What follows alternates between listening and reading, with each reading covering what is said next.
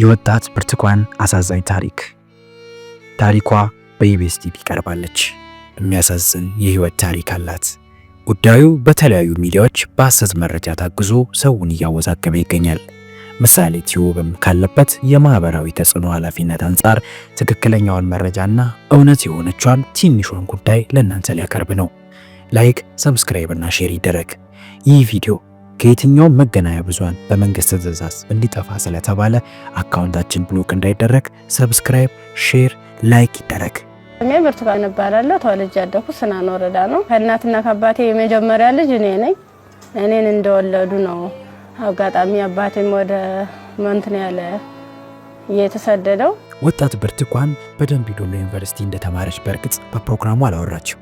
ነገር ግን በአንድ ወቅት በኢትዮጵያ ውስጥ በነበሩ የዩኒቨርሲቲ ጦርነቶች ይህ ታሪክ የተፈጸመው በደምቢ ዶሎ ዩኒቨርሲቲ ነው ተብሎ ይታሰባል። 17 የሚሆኑ የደምቢ ዶሎ ዩኒቨርሲቲ ተማሪዎች ላይ እገታ እንደተፈጸመ የተለያዩ መረጃዎች ያመለክታሉ። ከዚህ ጋር በተያያዘ የዩኒቨርሲቲውን ፕሬዝዳንት ዶክተር ለታ ተስፋይን አነጋግረናቸዋል። ተከታዩ መረጃ ሰጥተውናል። ተማሪዎች ከግቢ ወጥቶ ወደ ቤተሰቦቻቸው ለመሄድ በፍርሃት ማለት ነው በፍርሃት ወደ ቤተሰቦቻቸው ለመሄድ ሲያደርጉት የነበረው ጥረት ውስጥ እንደሆነ ነው እኛም እንደማንኛውም ሰው መረጃ ያገኘን። ታገቱ የተባሉት ልጆች ወይ ተጠለፉ የተባሉት ልጆች ሊስታቸው እንደማንኛውም ሰው ሲላክልኝ ለማጣራት ነው የሞከርኩት ማለት ነው። የኛ ተማሪዎች እንደሆኑ እናውቃለን። ከዚህም ጋር ተያይዞ ኢቢኤስ ቲቪ ፕሮግራሙን ከሽኖ በዶክመንተሪ አጣፍጦ አቅርቦታል። ደምቢ ዶሎ ዩኒቨርሲቲ በተቃራኒው ይህ ጉዳይ የኔ አይደለም፣ ይህችን ተማሪ አናቃትም ብሏል። እኔ አብርሃም አንቲገለታ ይባላለሁ። በደምቢ ዶሎ ዩኒቨርሲቲ ጸጥታ ዘርፍ ኃላፊ ነኝ። ኢቢኤስ ሚዲያ በተመለከተው የውሸት ወሬ መሆኑን አረጋግጠናል። ስለዚህ በዚህ መሰረት ብርቱካን ተመስገን ከበደ የሚባለው እኛ ተማሪ አይደለም። ኢቢኤስ ቲቪም ቢሆን በሚዲያ ደረጃ በዚህ ደረጃ ስሙ ጠፍቶ አያውቅም። ቻናሉ ተዘግቷል ሲሉ ብዙ ቲክቶከሮች መዘገባቸው ግልጽ ነበር። ውዝግብ ውስጥ ገብቶ የነበረው ኢቢኤስ ቴሌቪዥን ከሁሉም የሳተላይት ስርጭት ላይ ወርዷል። አሁን በደረሰን መረጃ መሰረት ስቱዲዮው እንዲታሸግ ተደርጓል። ተመልካቾቻችን ቴሌቪዥን ዛሬ ሶስቱም ቻናሎቹ ኢትዮሳት ላይ ስርጭት ማቆማቸው እየተነገረ ይገኛል። ሆኖም ምሳሌ ቲዩብ የኢቢኤስ ቲቪ አለመቋረጥን በስፍራ ሆኖ ሲያይም ነበር። ነገሮች ከዚህና ከዚያ በሚወረወሩ ሀሳብ ጦዘት ውስጥ ሌላ ደረጃ ላይ ደርሰዋል። አሁን ግን ነገሮች ማብቂያ ላይ የደረሱ ይመስላሉ። ኢቢኤስ ቲቪ አንድ ቁርጥ ያለ መግለጫን አውጥቷል።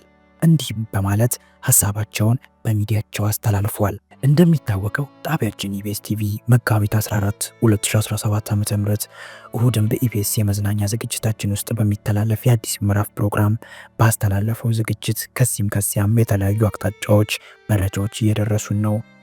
ኢቢኤስ ቲቪ ማህበራዊና ኢኮኖሚ ጉዳዮችን ወደ መፍትሄ በሚወስዱ መንገድ በሚዲያችን እያመጣን ለማህበረሰቡ መፍትሄ እንፈልጋለን።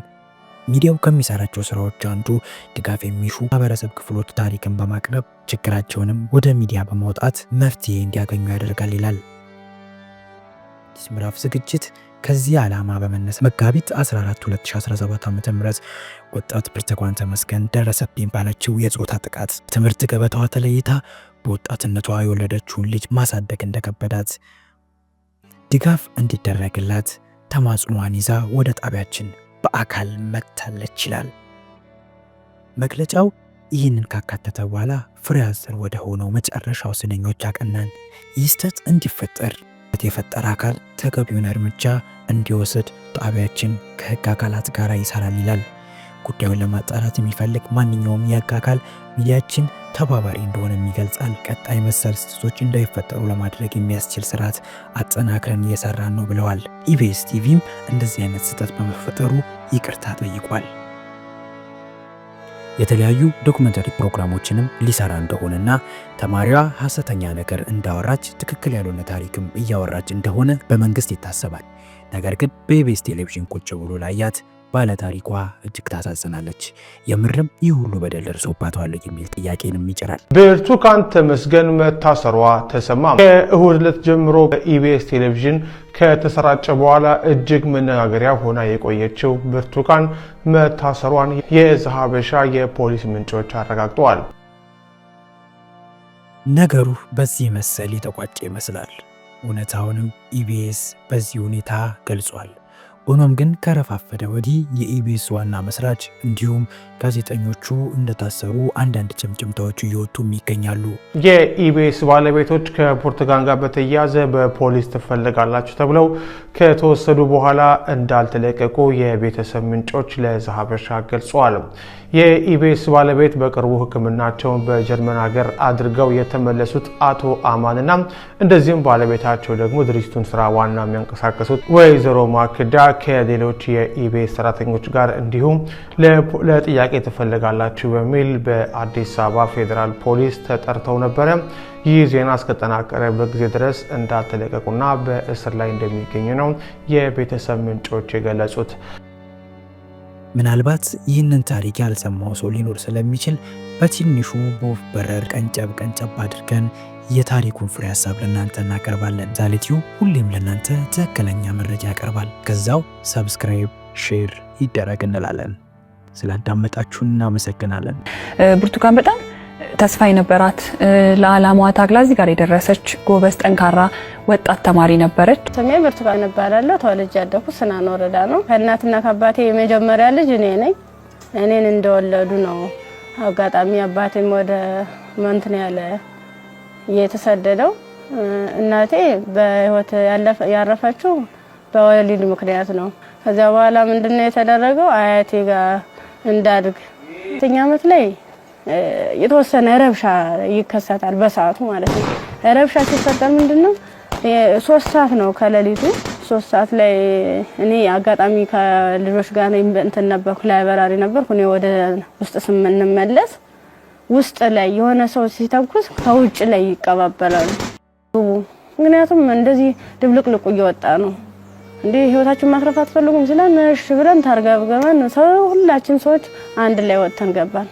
አንድ ላይ ገባን። በቃ ፍስፍስ አርገው ይዘው ሄዱ። እየከለሉ ሄዱ። ምንድነው ወደ ጫካው ስንዳረስ ሰውነታቸውን መከለል ጀመሩ፣ ትንፍስ እንዳትሉ እና ዳቦ ሲሰጡ እንደ ዳቦ ነው እንደ ንስ እያሉ ነው እንደዚህ የሚወረውሩልን ማለት ነው። አይጠጉንም ሁሉ ከዛ እየወረወሩልን እያነሳን እንበላለን። ያው ሆድ አይደለም ይርበናል። ምን ጠጣው ውሃ ስናጣ ደግሞ በለበስነው ልብስ እየዘፈዘፍን ምንጭ ነገር እናገኛለን። ወራጇ ዝም ብሎ ቆሻሻ የተገደበ ነገር እናገኛለን። እሱን ልብሳችንን እንዘፈዝፍና እንዲ ለመጥለቅም ስለሚቀፍ ልብሳችንን ዘፈዝፍና ልብሳችን እየጫመቅን ነበር። እንደዚህ ያንጠፈጠፍን ነበር። ልብሳችን እየመጠጥን ምንጠጣ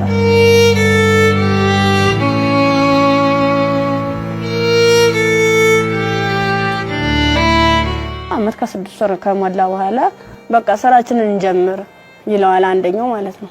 ስራችንን እንጀምር ፕሮሰሱ አልቋል። ያቀርነው ጊዜም እስከዚህ ነበር። የምንፈልገውን ነገርም ተሳክቶልናል። አሁን ደግሞ እንቅስቃሴ እንጀምር ዳይ ምናምን አሉና መጀመሪያ ላይ ልብስ ነው አውልቆ የተባለ ሙሉ ልብሳችንን አውልቀን ነው እንግዲህ እንደንተን 3ቶቹ 4ቶቹ ተሄዱ በኋላ እኔ 5ኛ ላይ ነበርኩ። በ5ኛው ሰዓት ላይ ምንድነው ታኛለኝ ታኛው ከተኝ እንዲ ነው ቀጥታ እንደዚህ ሲወጉ የነበረ ማለት ነው። ጥቅጥቅ ካደረጉት በኋላ ስዳስ ሰው ራሱ ቁስሉ ይታወቀኝ ነበር። ዘንዲ ታኝቼ ወድቄ ራሱ ማለት ነው። እንገተ በላይ ደግሞ እንትን በምንድነው ጭንቅላቴ ነው ሁለቴ ሲመታኝ ይሄኛው ተከፈተ ጭንቅላቴ ማለት ነው። እንደዚህ ያድርጓል ማለት ነው። ሌላስ ምን ይሻላል? ከዛ የሆነ እንትን የሚልም ነገር አለ ቢላ ማለት ነው። በሱ ይፈቀፍቀዋል ጻጉሬን ማለት ነው። ሲፈቀፍቅ እየደማ ነበረ። በዚህ ይተለትላሉ እንደምላጭ አይነት ነገር ይዘዋል። ሁሉ ትልትል ነው። ይሄን ማህፀኔ ከተጨቀጨቀ በኋላ ምንም አላስታውስ ሜት ተጣል ምን ሆነ ግን ምንድነው በ6ኛ ቀና ብዬን ትስል ምንም ነገር የለም። ከጎኔም ሬሳ አለ፣ ከጎኔም ልጅ ተርትላለች። በቃ ከሷ የተሻልኩ ስለሆነ የለበስኩትን አረቄን ልብሴን ሙሉ ጫርጌ አውልቄ እንትን አሰርኩት ተንትኑ ጋር አጣብቂ አስሬ እየጎተትኩ ያ ማለት ምንድነው እኔ ሙሉ አካል ስላለኝ ነው ያንን ሳደርገ ነበር እየጎተትኩ የተላቀስ ሪጃል በቃ አርቃንሽን ሆነሽ በጣም ነው የሚያሳዝነው ቁምጣ ነበረች ቁምጣዬን ደግሞ ያላስለብሰኝ ያለ ቁስሉ ማለት ነው እንዲህ ክፍቱን አድርጌ ልብሴን ግን ሙሉ ቃኔ ለሷ ለበስኳት የለበስኳት አንድ ቀሚስ ነበርና ቁምጣ ከስር ለብሼ ነበር የለበስኳት ልብስ በቁምጣዬ ማሰር አልቻልኩም አውልቄ ሁሉ ሞክሬዋለሁ ሙሉ ደም ማለት ነው ከዛ በሷ አሰርኩና የወተትኩ ሰል ገሩ ይመጣሉ በሰዓቱ ማለት ነው ከዛ እንዲታ ያንዘላዘሉ እንትን ብላ እንደዚህ ተሸክሙ ያንዘላዘሉ ይዘዋት ይሄዳሉ ሀይዟ ሲሄዱ እኔ አልሰማማ እንትን አለለም በቃ እንዳንችንስ አንችልስ ገላጌ ተገኘ ብላኝ እኔ እንጂ ይብለኝ ደህል እንጂ